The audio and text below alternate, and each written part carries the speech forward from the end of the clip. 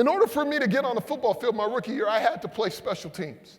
Now, there's a number of football players in the room, and you guys are a lot more courageous than me. So when I was on the special teams, they put me on the kickoff team. And I'm a wide receiver. So I'm a wide receiver for a reason. I don't want to get hit. I like to be on the outside. I like when we're safe. But they put me on the kickoff team, and they made me what's called a flyer. And the job of the flyer is to run down full speed and split what is called a wedge.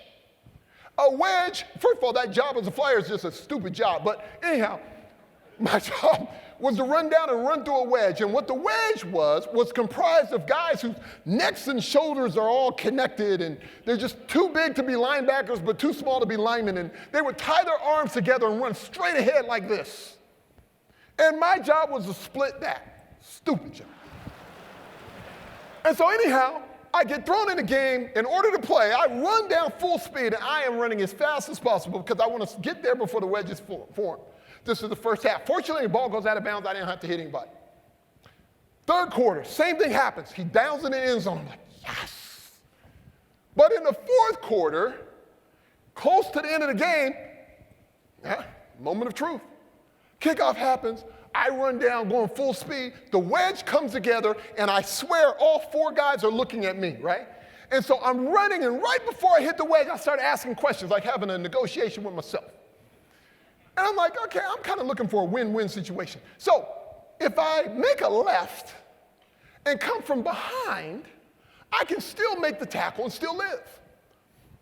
And more importantly, there's 22 people on the field. Who would know, right? I mean, have you ever worked with people who act real busy but really ain't doing anything? That was me. So anyhow, I come around the back. I make the tackle. I come off the sideline. I got teammates and coaches going, Eric, great tackle, saving tackle, good play. But what they didn't know at the time was that I ran around the wedge, and I ended up tackling this gentleman, not on the 20, but on the 40. They had a quarterback who was pretty good named Dan Marino. And unfortunately, he only took 3 plays to get in field goal position. They kick a field goal, we lose the game. Not only do we lose the game, unfortunately, but by that loss, we don't make the playoffs. Not only do we not make the playoffs, because we didn't make the playoffs, our head coach gets fired, our starting quarterback gets adjusted, all this stuff happens. But on Monday, what I forgot was their film review. Exactly. And I walk in, and just like you guys are looking at the screens right here, our whole team is looking at the screen. And my coach has the kickoff of me making the tackle on the screen. So I'm like, yes, they're going to show my play. And they show my play, but right before I make a left, the coach pauses and he says, I want the whole team to see this. We got one man who's decided to do his own thing. He runs around the wedge. Now, first of all, it's physically impossible to do what he did. He ran full speed and turned at a 90-degree angle. Only fear can make that happen. But not only that, he avoids the. I want you to look at the other 10 guys. 18? I said, yes, sir. Even our kicker hit somebody. Our kicker. But not you. You ran around the wedge.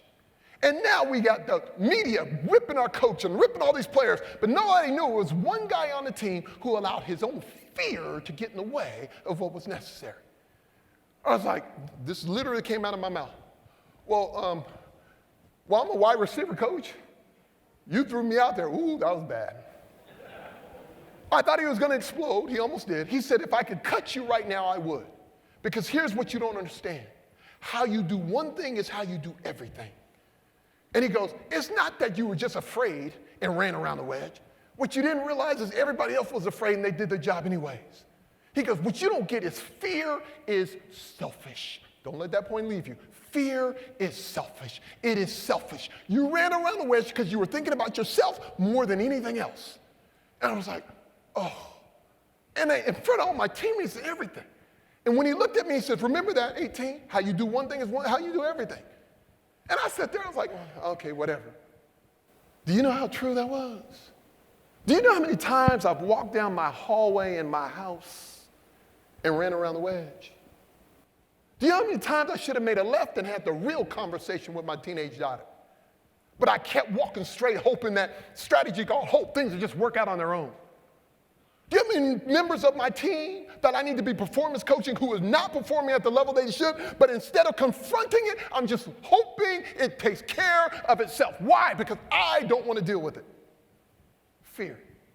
The other many times, my wife and I, if we would just actually have the conversation, we can collapse time and get to where we're, but I would rather keep clicking through Sports Center instead of dealing with what we need to deal with.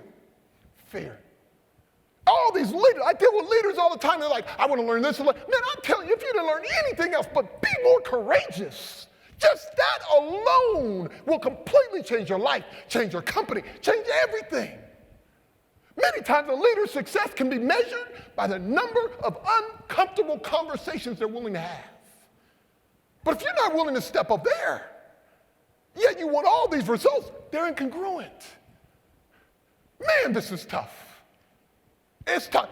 I always say simple, but tough. So here's my question to you. Top performers, all of you in this room, but what wedge do you need to run through? What wedge? The reason I'm being so critical of this, it's worth it. I was worried about the pain that I was going to go through running through the wedge. I never thought about the benefits that I was going to gain from actually doing it. I was worried about the short-term pain and not realizing the long-term gain. I was letting fear get in the way instead of allowing love to conquer it. That's what should cause me to run through the wedge. Love, passion, difference-making. Leaders, this has nothing to do with the book. I just ask you to follow your heart a little bit more. Trust you have everything you need to reach where you want to go. But don't compartmentalize your greatness. Use it all around. I want to thank you so much. God bless every single one of you for having me. Thank you so much. Thank you, God. Thank you. Thank you. Thank you. Thank you. Thank you so much. Thank you. Thank you. Thank you. Thank you.